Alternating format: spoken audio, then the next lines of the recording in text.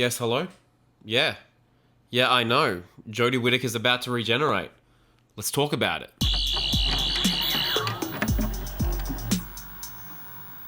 Hello Whovians, Crispy Bro here and welcome back to the channel. Thank you so much for sticking around. So today, as you may have noticed, we're doing a webcam video. I haven't done one of these for the channel in forever. I do one for the podcast every week, but I haven't done one like this for the channel in a long time. But why are you doing this, Crispy? Well, look, I filmed a massive video today, probably one of the biggest ones in my Doctor Who career, so I am very excited about that.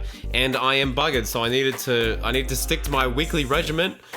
So we're doing it old school today, which is okay. But anyway, we have a lot to talk about. There have been some articles that have been released within like the past 2 weeks or so, talking about Jodie Whittaker's regeneration, and that is something very exciting. And I'm very keen to see what happens there. So let's just get into it. Oh, but before we do, hey, why not consider subscribing and liking the video, as it does help out the algorithm quite a lot. So thank you, appreciate you. Let's talk about Doctor Who. So the first point of call today is Empire magazine, quite a reputable source, and Jodie Whittaker has given an interview and they've teased it a little bit. I think the full interview will be out tomorrow or the next day. But what she has said is very intriguing. Here's the cover of the article, Wakanda Forever. It has Daniel Radcliffe gets weird, and then in the corner here we have Doctor Who, Jodie Whittaker on exiting the TARDIS.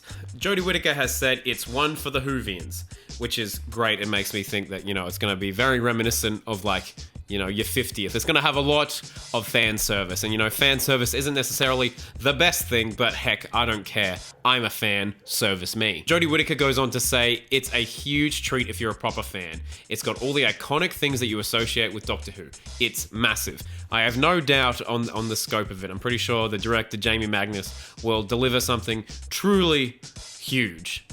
Maybe too big. I don't know. And then this is interesting. She says, I love the dialogue Chris wrote for my regeneration. It captures my Doctor beautifully. It's simple, epic, and beautiful. I'm actually really keen to see what Chibnall does with the regeneration scene. Because, some people generally criticize his writing, but I've seen how strong his writing can be in Broadchurch. So hopefully in the bag, like this episode, he's going to get it in the bag. He's going to get it in the bag. And I feel like Jodie's send-off is going to be probably the most heartbreaking part of the entire Whittaker era. Now this is really interesting to me because it says, it's a sequence Whittaker says is all delivered in one take, and then the quote goes on here, but I don't know if she actually specifically says it goes on in one take, but if it is one long take, that's awesome. I would love to see that. That's really cool. It would be kind of, make it a really original regeneration. Original regeneration. That's a hard thing to say. I could see the crew was happy with my last shot. That's when my bottom lip started going, she recalls. I was like, well, they can't say they need another take now because I've lost it. Oh, I know, it's gonna be sad. It's gonna be sad. That's all very exciting, and I'm really keen to see what they actually do with the regeneration, but that's just one part of the episode. And there was an article released from Radio Times not too long ago, if I can just get it on screen real quick, saying, Doctor Who, Jodie Whittaker regeneration has a Sherlock-style twist. Now, I love my Sherlock, I love my Stephen Moffat, and I love my Doctor Who. So this is interesting. This is interesting to me. They ripped this from Doctor Who magazine, and I feel like they kind of twisted the words a little bit to say that it features a Reichenbach Falls moment. I think they've twisted the wording there, but I have no doubt that there will be surprises and twists in this story. Russell T. Davis has seen it multiple times has said that there's lots of surprises. So I have no doubt that there will be lots of twists and turns. Like, there's a big theory going on right now that this guy right here is actually a younger master. There's a massive theory going on right now that Yaz is actually going to be shrunken down. But as you can see from these articles, the promotion is really starting to amp up. So I think it's just a matter of time before we get that damn trailer. Give us a damn trailer. Come on, it's got to be around the corner. The one thing I did want to mention is that I found a Reddit thread that reckons they've guessed the twist. So I thought that could be interesting for us to read. Shall we do it? I'm gonna say yes. So this one was from 13 days ago from fan service, the 3703. That's funny, we were just mentioning fan service. I'm a fan, service me. Is the promotion of the Centenary deliberately misleading? From what we've seen of the promotional material, the power of the Doctor will feature Doctor, Yaz, Dan, Kate, Tegan, Ace, Vinda fighting Daleks, Cybermen, including Ashad, and the Master. That's already a lot. As the grand finale to the Chibnall era, Whittaker's regeneration, Segan Akinola's last episode as composer, and the conclusion to a major story arc, I can't help but feel ending it on a standard Dalek Cyberman Master romp is a bit underwhelming, for want of a better word. I don't particularly like the Timeless Child storyline, but it was set up with a clear antagonist, Tecteun / the Division. When we finally meet Tecteun, it turns out she was the mastermind behind the flux, but the Doctor never fights her. She is promptly shunted aside in favour of Swarm and Azure, who essentially continue Tecteun's plan anyway.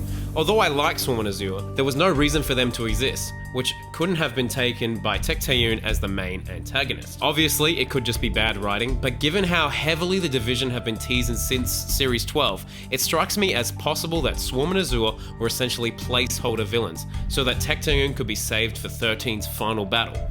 Obviously, she seemed to have been killed by Swarm, but Ashad seems to have survived being shrunk by the Master, and characters have come back from worse fates in the franchise. While I'm not keen on this storyline, I'd like to see it being brought to a proper conclusion, rather than ending the era on another just story with the big three villains. I wouldn't mind something like the Daleks and the Cybermen keeping the companions busy, while the Doctor and the Master team up against Tecteun. Thoughts? Wow, that was huge. Yeah, my main thing, I didn't read this little paragraph when they were like, obviously she was killed by Swarm, because when I was reading that, I was like, I swear Tecteun is dead. I swear, hang on. Yeah. Yeah, she looks pretty dead there. Yeah. But I definitely will agree with you there. I feel like the Centenary does have a lot to answer for. Like, there is a lot going on. Really would like if they touched on the Division and the whole memory loss thing. Like, I don't need answers as to how many Doctors came before, but I would like to know more about the Timeless Child. I'd like to know more about, you know, the brainwashing thing. I'd like to know more about that. But hey, the Master could still be the Timeless Child for all we know. I just made a video on that if you want to check that out. I also asked you guys on Twitter, what do you think is going to happen in Jodie Whittaker's regeneration? Like, what's the scene going to look like? And will she regenerate into Ncuti or David? Let me know. Troy has said, I honestly can't see it being Ncuti since he hasn't filmed anything to our knowledge yet. David Tennant very publicly has. The theory of him being the Bridge Doctor holds a lot of weight to it. Neither. I see it cutting with Jodie walking into the sunset, and then the start of the 60th, David will show up out of nowhere. Look, there is some validity to that theory. There was a rumor going on for ages saying that the Centenary is just going to fade to black. But I think they only said that at the time because they hadn't cast Ncuti yet, or knew that David was going to be this Bridge Doctor or whatever. But look, it could still happen. You know, it could be the bookend to the Chibnall era. We don't know. I think the regeneration, triggered by the Fobwatch memories, will glitch and we have rapid shifts through several classic Doctors before it settles down with Tennant, who will then utter his underused "what" mantra as the end credits kick in. Would love to see that. And speaking of the Fobwatch, I did make a video of that if you want to check that out as well. But thank you. So we didn't get that many responses, but thank you. Appreciate it. I swear Jodie gave an interview like last year talking about her like regeneration or something. All right, so here's the clip. It was posted on November 16th, 2021, which is a while ago. That is a long time. It's ridiculous how long this episode has like been in the can for. They've made 3 David Tennant specials since. The last day is done in story order. Right. And so the last shot of the last day is my last shot. And I saw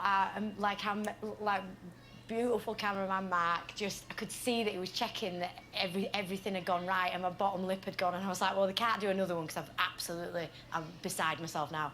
And I could see them all checking every department. Yeah. Wow, so they filmed her actual last shot last. I feel like that never happens. I remember David Tennant's was on a green screen. I'm pretty sure most of them like end up being on green screen or pickup shots, so that might not have been the last thing Jodie filmed, but still, it's interesting, and that quote there was very similar to the article, like the quote she said in the Empire magazine. So It's going to be a rough one, guys. It's going to be a rough one. And of course, everyone's got a theory on who the new Doctor should be. I know you don't know. I think it's going to be Ncuti Gatwa. Yeah, look, I think that might do it for today's video. Please let me know in the comments, what do you guys think is going to happen with Jodie Whittaker's regeneration? What do you think the surprise twist is in the episode? And just let me know your general thoughts and excitedness for the episode. Are you excited? Are you not? Let me know in the comments below. Please like this video. Please subscribe if you have not already. And I must say a massive thank you for 25,000 subscribers. I suppose the thing that we filmed today kind of will act as a 25,000 subscriber special. So get excited for that. I love you all. Take care. Be good to one another. And allons-y!